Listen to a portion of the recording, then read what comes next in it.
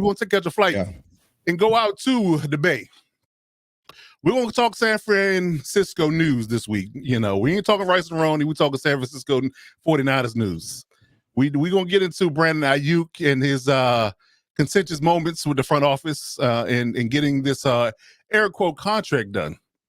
So, it's still not done. He's overrun on his 5th-year option. And, we're going to discuss how that's going to end. So, when you get down to the brass tacks of it all, you look at it from a perspective that, Brandon Aiyuk has outperformed, this contract that he's been on.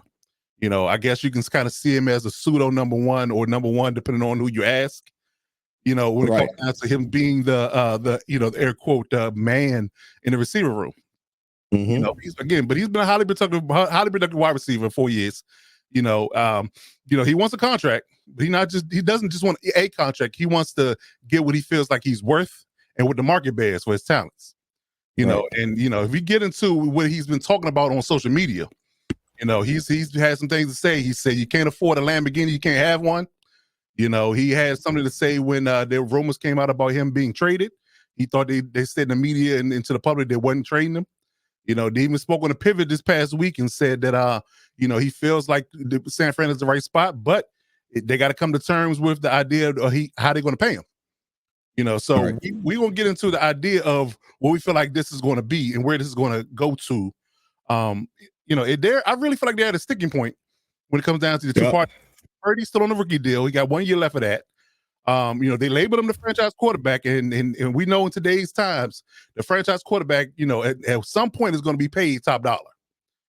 So even with standing that, the Niners in 2025 are already $30 million over the salary cap, which will be when Aiyuk's contract kicks in. So that's going on internally, and externally, rumors have been swirling about trades. Mostly gaslit by his comments and his tweets, but they are rumors. So he has a relationship with Coach Tomlin, linking him to the Steelers, relationship with and friendship with Jane Daniels, linking him to the Commanders. So, that's and top it all off, what the media has been saying about, his particular trade, partnership or lack thereof, is all coming to a quick and a fast, I guess you can say, tipping point, because we're getting ready to get into training camp. So from your end, your perspective, I'm gonna give you the floor first. Tell me exactly how you feel like this particular situation is going to end. Man, that's a great question. If you listen to reports and if you listen to what has been said, both verbally and non-verbally, I personally think is trending towards not being something we see resolved, right? You would hope, you would like. I know San Francisco supporters and fans, I think, would want Brandon back with them, especially coming off 2 back-to-back 1,000-yard seasons, and the rapport that he has, with their quarterback. I would think that him being back in San Francisco is a benefit, because when you look at both of their starters, him and Debo, I think everybody agrees that he's the more pure receiver out of the two. He's the more pure route runner, pass catcher out of the two.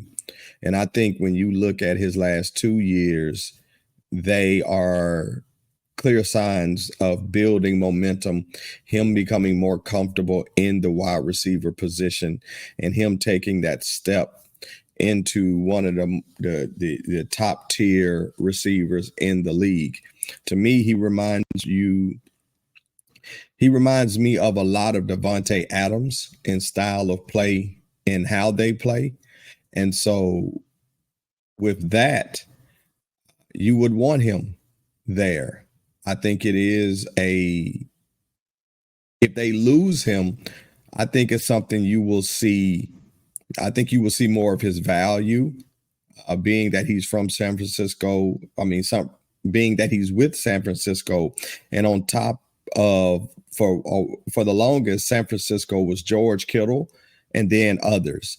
And then when CMC came, it became CMC, George Kittle, and then others. But in the last 2 years, and then with that, it was CMC, George Kittle, Debo, and others. But Aiyuk the last 2 years, especially, he solidified himself and started to take shares away as being the number one receiver.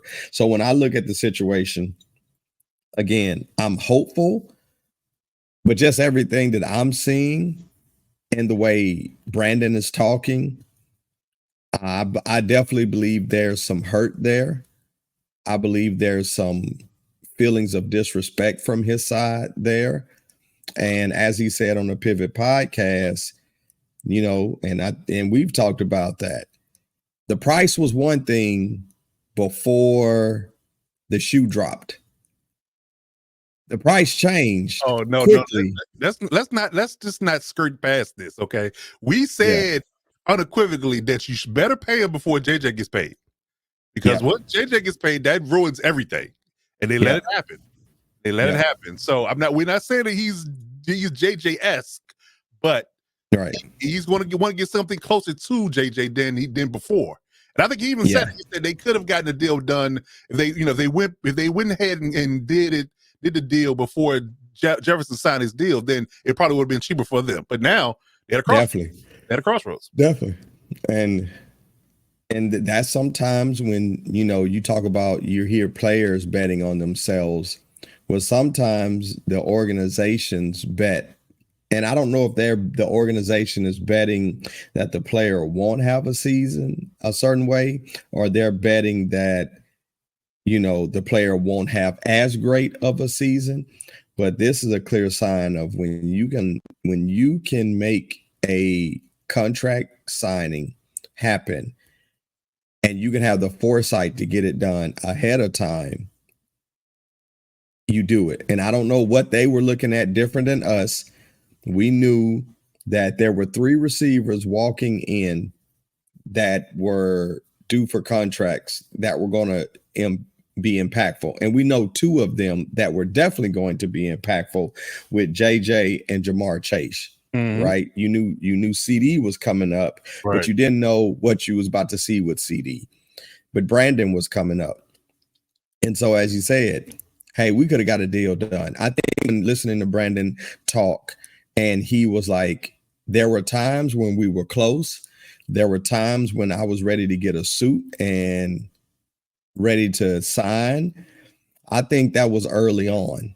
I believe that as the season went on and contracts changed and they grew apart in ways and they weren't seeing eye to eye with numbers, that situation, they missed out on being able to get him at a much lower rate. And then if you look at these 2 statements, I think it is something there. I think one, when you look at, but I thought they weren't trying to trade me. Listen, it's never good when that comes out, where a player may not be aware, or where a player is hearing, and I'm going to say from the organization, oh, no, we weren't trying to trade you. We wouldn't trade you. No way. And then that bombshell hits, and somehow, some way, I don't know how, but a reporter, Adam Schefter type, shares the news of 49ers were looking to trade Brandon. And I think Brandon's a principled person, right? I think if you say you're not doing something, then I take it at face value, but don't let me find out that you are.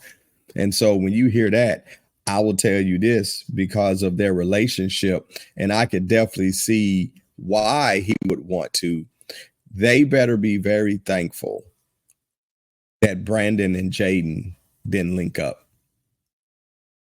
Because I'm telling you, if they would have, and Washington would have landed Brandon, it would have been nasty in that NFC division. You put Jahan Dotson. I still don't think that's out of the realm of possibilities. I don't either.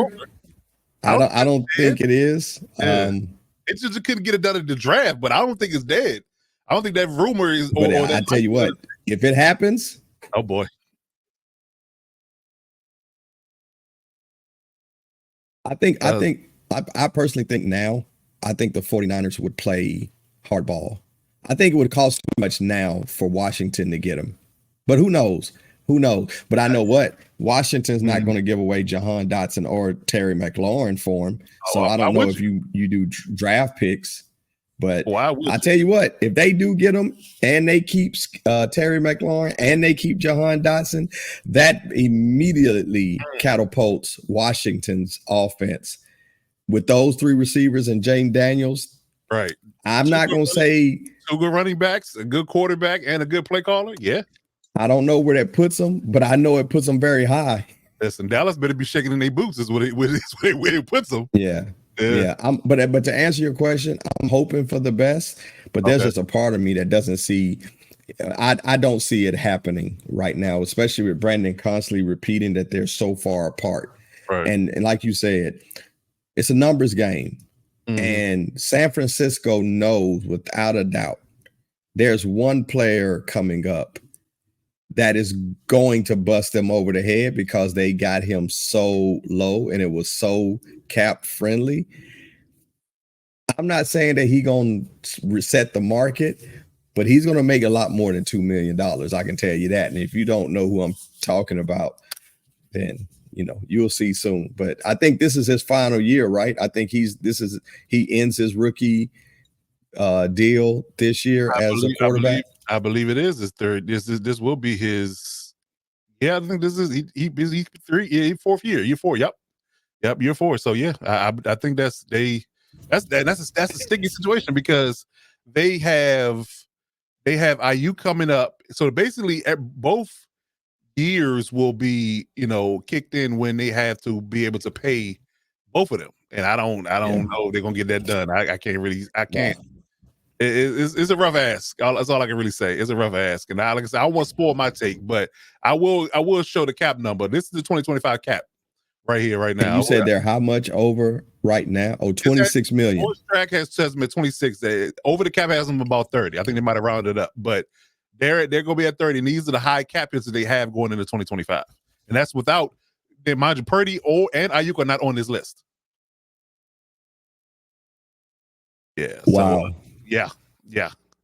It's definitely real. It's definitely real in the field. So I'm going to verify Purdy's contract length before I speak, but I think that I'm almost positive that he's done 3 years. This will be year 4, and he will be due for a contract. And mind you, he wasn't a first round pick, so you don't get a 5th-year option out of him.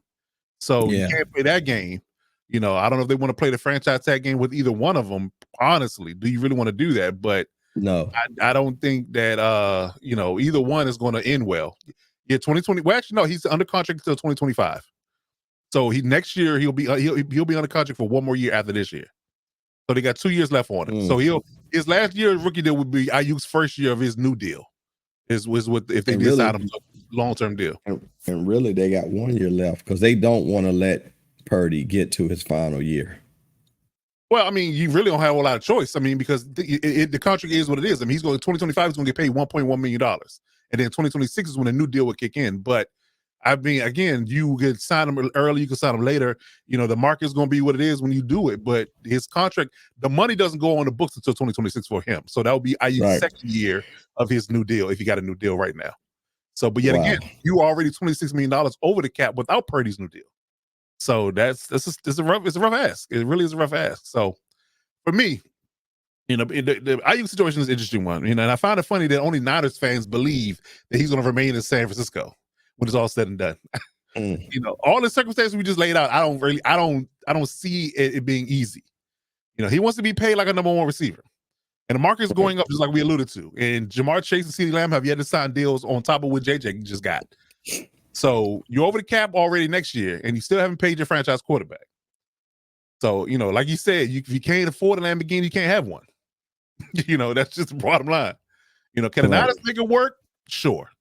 But they're going to have to give up a few things to make it happen. Because all the premium positions are getting paid. Running backs getting paid. Tight end, wide receiver, a la Debo. Edge rusher, Nick Bosa. Left tackle, Trent Williams. Cornerback, Tre'Davious Ward. They're all getting paid. So at some point, you just run out of cap space. at some point. So Adenal is willing to part with one or more of those premium positions, just to pay Aiyuk. That is the question that they have to ask themselves. And again, or is it less detrimental to trade him? Ideally, you don't want him to walk for nothing, because if you let this play out all the way through the end of the season, he could ultimately walk for nothing. I mean, you can play the franchise tag game, but do you really want to do that? Because that just makes people more disgruntled. Ask, anybody's going through the franchise tag game with the running backs, the run on running backs, the quarterbacks, they've gone through it. They don't like it. They want long-term security. So, they would, I'm gonna say, I can't say you're really good for somebody's hand, but it's a situation where, you don't know how they're gonna act based upon the fact that you franchise tag. All you do is kicking the can down the road, because again, are you just waiting for somebody to offer you something that you want? Playing hardball like you said, or do you just or you just don't know, just not sure what you want to do? I'm not sure what the Niners are thinking, but I do believe that teams aren't going to pay a heavy ransom for a guy in last year's deal and have to turn around and negotiate him $30 million a year. That's too risky for teams. You see high end talent go for mid-round picks, but they never go for a high pick. So that they have to put that into account as well. So the biggest question to me is, how do they value Aiyuk? How expensive is he? At the chance of them competing and getting to where they want to get to, which I'm assuming is a Super Bowl. At this point, where they at in the talent that they have is Super Bowl or bust for me. So let me tell it, the value is going to get lower and lower, as time goes on. And then the fact that they drafted Ricky Pearsall in the first round is a dog whistle to me in how they value him. I mean, you look at it, they drafted Pearsall, they paid Juwan Jennings, they paid CMC.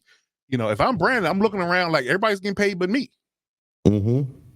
So unless my prices, asking prices outlandish, you clearly don't value me if I'm Brandon Aiyuk.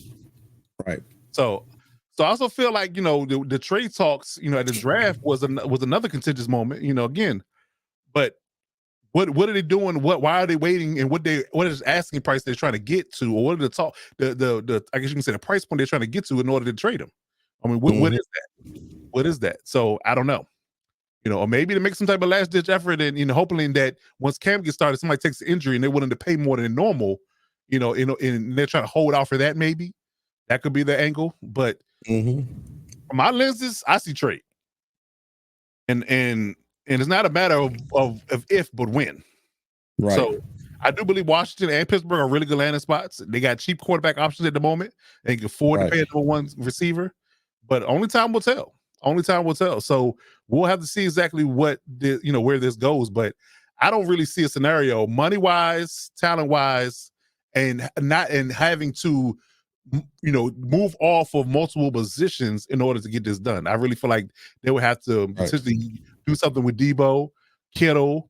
They just re-sign Bosa. That would be really punitive. Maybe Tre'Davious Ward. I don't know. But I mean, you got Trent Williams making $34 million against the cap next year. Fred Warner making $30 million against the cap.